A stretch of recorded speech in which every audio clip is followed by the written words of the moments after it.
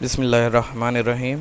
Welcome to Zishan Biologist's channel. My name is Zishan Lagari and we are going to discuss about lecture number 2 from biology book, and that lesson will be from chapter number 1.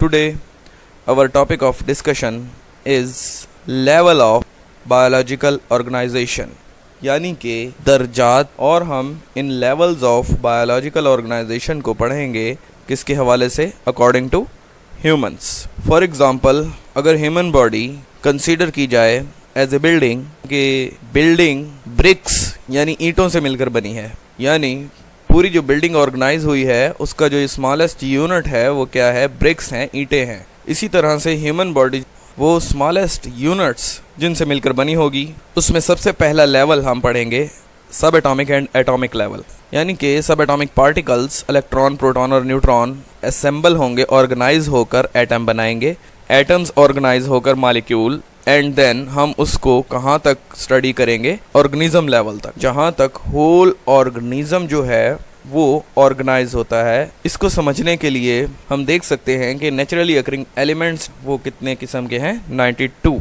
इससे ज़्यादा भी discover हो रहे हैं, लेकिन अगर हम naturally occurring elements की बात कर रहे हैं तो इसका मतलब क्या है? ये कुदरती तौर पर पाए जाते हैं, यानी कि ह्यूमन एड से नहीं बनाए गए, ह्यूमन की हेल्प से नहीं बनाए गए.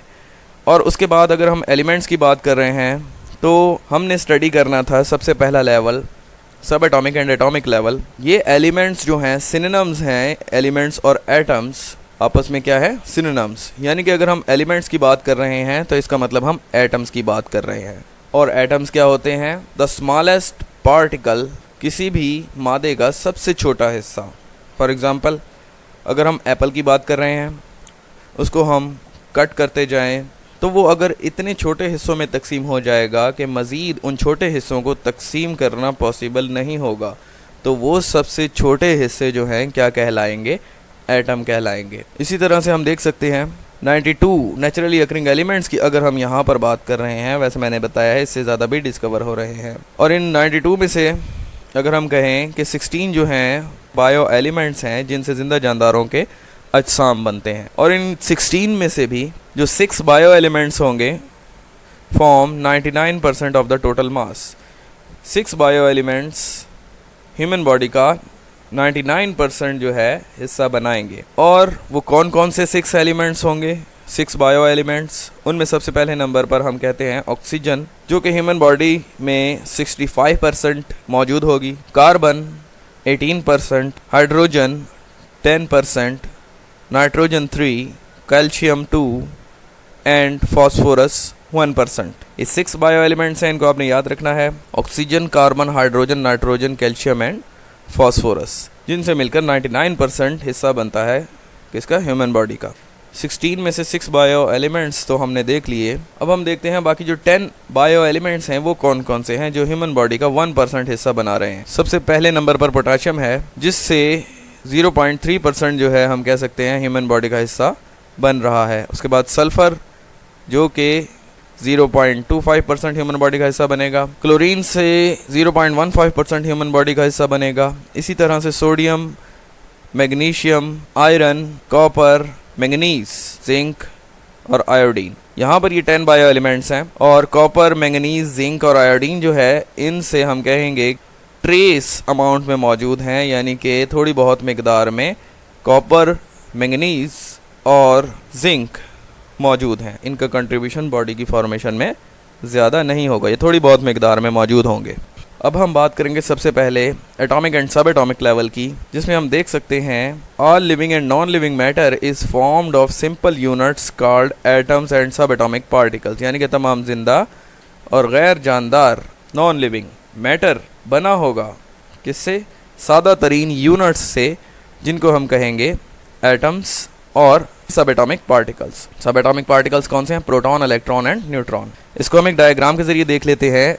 किसी भी मादे का लिविंग हो या नॉन लिविंग हो, उसका सबसे छोटा हिस्सा क्या कहलाएगा? एटम. और वो एटम कैसे ऑर्गेनाइज होगा कि वहाँ पर इलेक्ट्रॉन, प्रोटॉन्स और न्यूट्रॉन ये मिलेंगे और ऑर्गेनाइज होकर बनाएंगे एक पूरे एटम को.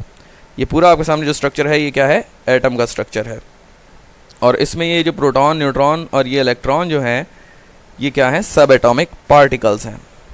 अब ये कैसे मिलेंगे और मिलकर नेक्स्ट लेवल को बनाएंगे, उसको हम देख लेते हैं। अगला है molecular level. The atoms of different elements combine with each other through ionic और covalent bonding to form stable forms called molecules. इनमें जो मॉलिक्यूल्स बनेंगे, अब हमने यहाँ पर डेफिनेशन देखनी है। Atoms of different elements. अब एलिमेंट्स के बारे में एक और बात भी आपने याद रखनी है कि एलिमेंट्स वो चीज़ें होंगी जिनमें सिंगल टाइप ऑफ एटम्स मौजूद होंगे। अगर कार्बन का एलिमेंट है तो उसमें कौन सा एटम होगा? कार्बन का। अगर ऑक्सीजन का एलिमेंट है तो उसमें सिंगल टाइप ऑफ एटम्स अगर मौजूद हैं तो ऑक्सीजन के एलिमेंट में सिंगल टाइप ऑफ एटम कौन सा होगा? ऑक्सीजन का होगा। यानी तमाम के तमाम एटम्स ऑक्सीजन के होंगे। और यही एटम्स मिलते हैं किसके ज़रिए? आयनिक और कोवेलेंट बॉन्डिंग के ज़रिए, और बनाते हैं एक स्टेबल फॉर्म को जिसको हम कहते हैं मॉलिक्यूल। अब वो कौन कौन से एटम्स हो सकते हैं जो कि मॉलिक्यूल बना सकते हैं? Hydrogen, carbon, oxygen, nitrogen, phosphorus, sulphur. ये बहुत ही ज़्यादा हम कहेंगे कि कॉमन एटम्स हैं जो कि बायोलॉजिकल मॉलिक्यूल्स को बनाएंगे। इसके बाद हम देखेंगे कि ये वाटर का मॉलिक्यूल है और इसमें ये हाइड्रोजन एटम्स हैं और ये दरमियान में ऑक्सीजन एटम है। तो ये आपस में कोवेलेंट बॉन्डिंग के ज़रिए जुड़े हुए हैं और हाइड्रोजन के साथ कोवेलेंट बॉन्ड बनाया हुआ है, लिंकेज बनाई हुई है। यानी एक ऑक्सीजन और दो हाइड्रोजन एटम कोवेलेंट बॉन्ड के ज़रिए मिले हैं, तो ये क्या बना है? मॉलिक्यूल। अब हमने यही चीज़ स्टडी करनी थी कि एटम्स आपस में मिलेंगे और क्या बनाएंगे? मॉलिक्यूल। ये माइक्रो मॉलिक्यूल है। अब हम इसकी टाइप्स पढ़ेंगे मॉलिक्यूल्स की। Micro molecules, the molecules with low molecular weight like carbon dioxide and water. जैसे कि हमने अभी देखा कि जिनका मॉलिक्यूलर वेट कम होगा, अब इसमें आप देख सकते हैं नंबर ऑफ एटम्स भी कम है, तो जिनमें मॉलिक्यूलर वेट कम होगा वो क्या बनाएंगे? माइक्रो मॉलिक्यूल होंगे। वो जिनका मॉलिक्यूलर वेट ज़्यादा होगा, for example sucrose and protein, ये होंगे मैक्रो मॉलिक्यूल्स। अब हम इनको देख लेते हैं। माइक्रो मॉलिक्यूल की एग्जांपल हमने देखी थी वाटर में, और अब डिफरेंट एटम्स कंबाइन हो रहे हैं तो मॉलिक्यूल बन रहा है। अब वो अगर एटम्स ज़्यादा हैं, जैसे यहाँ पर हम देख सकते हैं कि ये अमाइनो एसिड है, अमाइनो एसिड मिलकर प्रोटीन्स बनाते हैं। अब यही अमाइनो एसिड यहाँ पर हम देखेंगे कि कैसे आपस में कंबाइन हो रहे हैं और इनके दरमियान में जो बॉन्ड बन रहा है वो पेप्टाइड बॉन्ड है। तो ये अमाइनो एसिड्स जिनमें आप एटम्स देख सकते हैं, मिलकर इन एटम्स ने मॉलिक्यूल बनाया हुआ है और अब ये मॉलिक्यूल्स कंबाइन हो रहे हैं और एक बड़ा मॉलिक्यूल बना रहे हैं। तो वो जो बड़ा मॉलिक्यूल होगा वो क्या होगा? मैक्रो मॉलिक्यूल, जैसे कि प्रोटीन फॉर एग्जाम्पल। और मैक्रो मॉलिक्यूल्स बनेंगे जिनका मॉलिक्यूलर वेट ज़्यादा होगा। देख सकते हैं इनमें नंबर ऑफ एटम्स भी ज़्यादा हैं। अब हम देखेंगे कि biological world has two types of molecules. Biological world में दो तरह के मॉलिक्यूल्स भी मौजूद हैं और उनको हमने किन कैटेगरीज में रखा हुआ है? Organic and inorganic. Organic molecules कौन से होंगे? They contains both carbon and hydrogen together. ऐसे मॉलिक्यूल्स जिनमें कार्बन और हाइड्रोजन एक साथ मौजूद होंगे उनको हम ऑर्गेनिक मॉलिक्यूल्स कहते हैं। जैसे कि C6H12O6, यहाँ पर ग्लूकोज का मॉलिक्यूल है। ये मॉलिक्यूल ऑर्गेनिक मॉलिक्यूल्स में से आएंगे। और कुछ इनऑर्गेनिक मॉलिक्यूल्स होंगे जैसे कि कार्बन डाइऑक्साइड, जिसमें कार्बन और हाइड्रोजन टुगेदर यानी एक साथ मौजूद नहीं होगी। ऐसे मॉलिक्यूल उनको हम कहेंगे इनऑर्गेनिक मॉलिक्यूल्स। यानी कि यहाँ कार्बन डाइऑक्साइड के मॉलिक्यूल में कार्बन तो है लेकिन इसके साथ हाइड्रोजन नहीं है, जैसे कि ग्लूकोज के मॉलिक्यूल में थी, C6H12O6 में थी। उसमें कार्बन भी था और हाइड्रोजन भी था, दोनों टुगेदर थे। लेकिन इसमें कार्बन है लेकिन इसके साथ हाइड्रोजन नहीं है। तो ये कौन सा मॉलिक्यूल है? इनऑर्गेनिक मॉलिक्यूल है। इसी तरह से वाटर के भी एग्जांपल ले सकते हैं। वाटर में हाइड्रोजन है, ऑक्सीजन है, लेकिन उसके साथ कार्बन मौजूद नहीं है। इसके बाद हम देखते हैं abundant organic molecules in organisms और जो कसरत से पाए जाने वाले मॉलिक्यूल्स हैं जानदारों में, वो कौन कौन से हैं? Glucose, amino acid, fatty acid, glycerol, nucleotides like ATP, ADP और AMP। ये glucose most commonly used fuel है, फूड से हासिल होता है। अमाइनो एसिड प्रोटीन का हिस्सा है। फैटी एसिड लिपिड्स में मौजूद होते हैं और ग्लाइसरॉल भी, यानी लिपिड्स किससे मिलकर बने होंगे, फैटी एसिड एंड ग्लाइसरॉल से। उसके बाद न्यूक्लियोटाइड्स कौन कौन से हो सकते हैं, हम कह सकते हैं ATP होता है, ADP और AMP, adenosine triphosphate, adenosine diphosphate और एडिनोसिन मोनोफॉस्फेट। इसके बाद हम देखेंगे ऑर्गेनेल्स के बारे में एंड सेल के बारे में। Different number of micromolecules and macromolecules arranged themselves in a particular way to form cell and their organelles। मतलब बताता चलूँ आपको इसका, मुख्तलिफ माइक्रोमॉलिक्यूल्स और मैक्रोमॉलिक्यूल्स अब मिलेंगे और अरेंज होंगे और तरतीब पाएंगे एक ख़ास तरीके से, क्या बनाएंगे, ऑर्गेनेल्स और फिर सेल बनाएंगे। जैसे सब एटॉमिक पार्टिकल्स मिले, एटम बना, एटम्स कंबाइन हुए, मॉलिक्यूल बना, मॉलिक्यूल, और इसी तरह से डिफरेंट मैक्रोमॉलिक्यूल्स जो हैं वो कंबाइन होंगे और वेरियस ऑर्गेनेल्स की फॉर्मेशन करेंगे। और जब जिस जगह ऑर्गेनेल्स मौजूद होंगी वो जगह क्या बनाएगी, सेल। यहाँ पर हम देख सकते हैं कि जो ऑर्गेनेल्स जो हैं वो सब सेलुलर स्ट्रक्चर्स हैं, यानी कि सेल से छोटी साख्तें हैं। यही मैक्रोमॉलिक्यूल्स मिलकर अब ऑर्गेनेल्स बना रहे हैं सेल के अंदर, आप देख सकते हैं। और ये सेल से छोटी साख्तें हैं जो कि ख़ास फंक्शन परफॉर्म कर रही हैं, अपना फंक्शन जो है सेल के अंदर परफॉर्म कर रही हैं। और माइटोकॉन्ड्रिया फॉर एग्जांपल हमने पढ़ा था, क्या करता है, ATP सेल के लिए एनर्जी बनाता है। और न्यूक्लियस में क्या होगा, न्यूक्लियोलस भी होगा जो कि राइबोसोमल RNA बनाएगा। और इसी तरह से हर ऑर्गेनेल अपना अपना काम कर रही है। इसका मतलब क्या है, सेल के अंदर डिवीजन ऑफ लेबर भी मौजूद है, काम की तकसीम। और मैक्रोमॉलिक्यूल्स लाइक राइबोसोम्स, इनका काम क्या होगा, फॉर्मेशन ऑफ प्रोटीन। और इन सारी ऑर्गेनेल्स के गिर्द आप देख सकते हैं यहाँ पर मेम्ब्रेन भी मौजूद है। तो ये पूरा क्या बन रहा है, cell, that is the unit of life, ज़िंदगी की बुनियादी इकाई है। किसी चीज़ को अगर हम लिविंग मानते हैं तो इसका मतलब क्या होगा, वो एक या एक से ज़्यादा सेलों पर मुश्तमिल होगी। यहाँ पर आप ऑर्गेनेल्स की एग्जांपल्स देख सकते हैं, mitochondria, Golgi apparatus, endoplasmic reticulum. इसके बाद हम देख रहे हैं डिवीजन ऑफ लेबर। जैसे मैंने आपको अभी बताया था, each organelle perform a specific function, due to these organelles there is a division of labour within the cell, यानी कि काम की तकसीम है सेल के अंदर, जिसमें हर ऑर्गेनेल अपना अपना फंक्शन परफॉर्म कर रही है। जैसे कि माइटोकॉन्ड्रिया का काम क्या था, ATP बनाना। राइबोसोम जो थे मैक्रोमॉलिक्यूल से, उनका काम क्या था, प्रोटीन बनाना। और इसका मतलब सेल में क्या है, डिवीजन ऑफ लेबर। सेल को ज़िंदा रखने के लिए हर ऑर्गेनेल अपना अपना काम परफॉर्म कर रही है।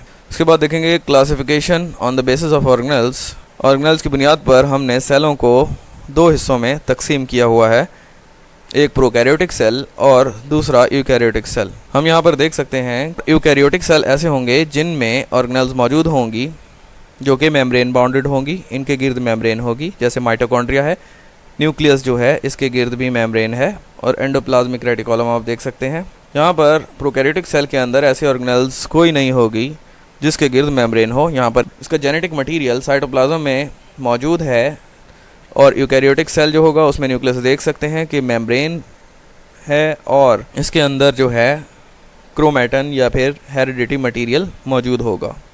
अब हम देखेंगे, क्लासिफिकेशन करेंगे on the basis of number of cells. Unicellular organism होंगे जो कि एक सेल पर मुश्तमिल होंगे, यूनि का मतलब होगा वन। मल्टीसेलुलर ऑर्गेनिजम्स होंगे जो कि ट्रिलियंस ऑफ सेल्स पर मुश्तमिल हो सकते हैं, जैसे कि प्लांट्स, फंजाई और एनिमल्स। अब हम यहाँ पर एग्जांपल देखेंगे कि जो एमीबा है ये क्या है, यूनिसेलुलर ऑर्गेनिज्म है और ये माइक्रोस्कोपिक भी है, यानी कि माइक्रोस्कोप के ज़रिए ही नज़र आएगा।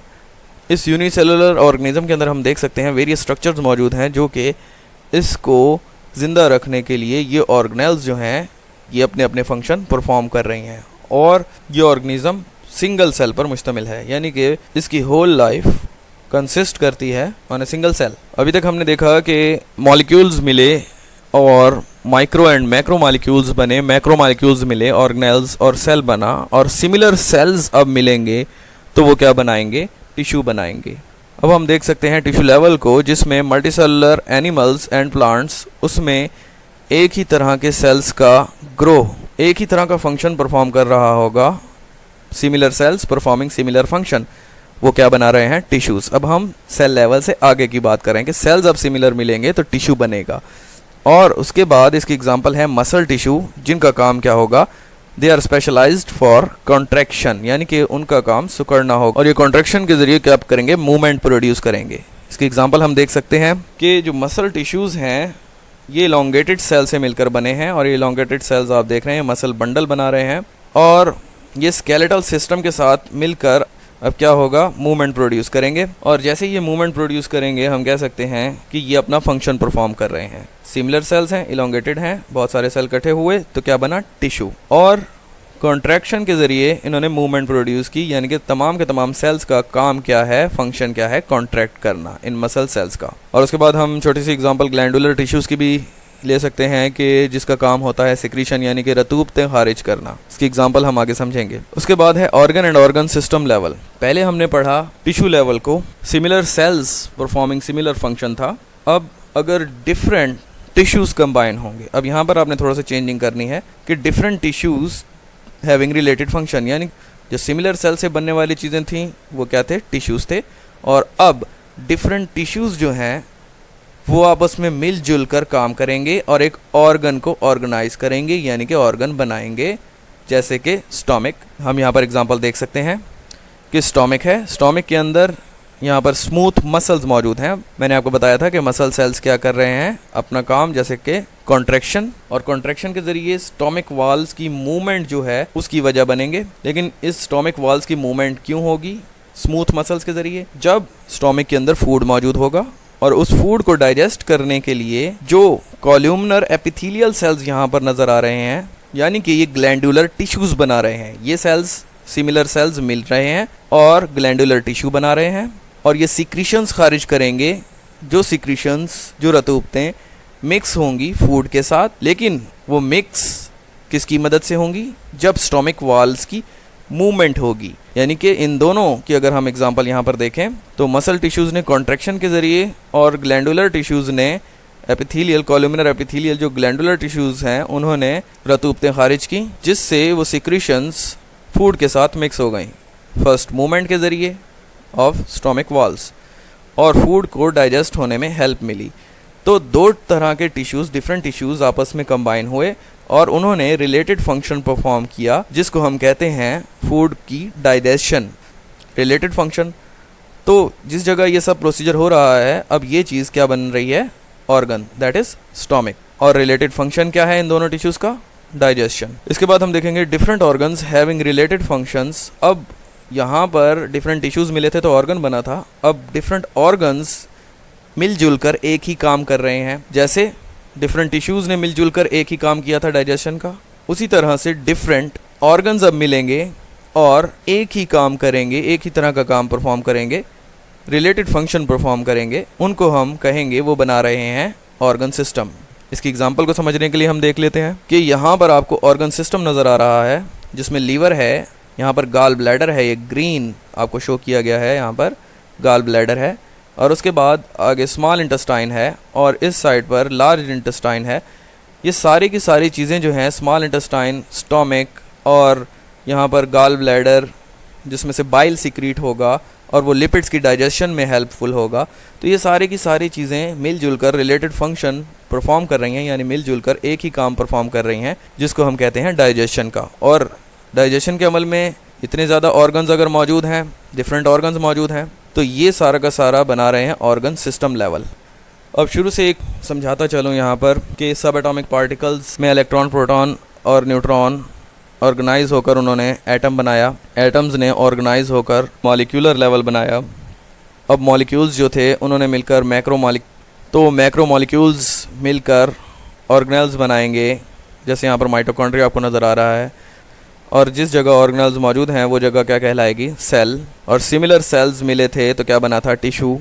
और डिफरेंट टिश्यूज़ अगर मिलेंगे जिस जगह पर, वो जगह क्या होगी, ऑर्गन हैविंग रिलेटेड फंक्शन। और डिफरेंट ऑर्गन्स जहाँ पर मिलेंगे और रिलेटेड फंक्शन परफॉर्म करेंगे, उसको हम कहेंगे ऑर्गन सिस्टम। अगले टॉपिक में हम पढ़ेंगे इंडिविजुअल लेवल को, यानी होल ऑर्गेनिज्म के बारे में स्टडी करेंगे। यहाँ पर हम थोड़ा सा उसकी ऑब्जर्वेशन कर लेते हैं कि ऑर्गेनेल्स जहाँ मौजूद हैं, cell, similar cell, tissue, different tissues having related function, वो जगह ऑर्गन, और organ different organs have an related function, वो ऑर्गन सिस्टम, जैसे ये डाइजेस्टिव सिस्टम है, इसमें रिलेटेड फंक्शन कौन सा है, डाइजेशन का। और ये डिफरेंट ऑर्गन सिस्टम्स अगले टॉपिक में हम समझेंगे, मिलकर क्या बना रहे हैं, ऑर्गेनिज्म बना रहे हैं। आई होप यहाँ तक आपको कुछ बातें समझ आई होंगी। In the next lesson we will discuss about it further. Thank you.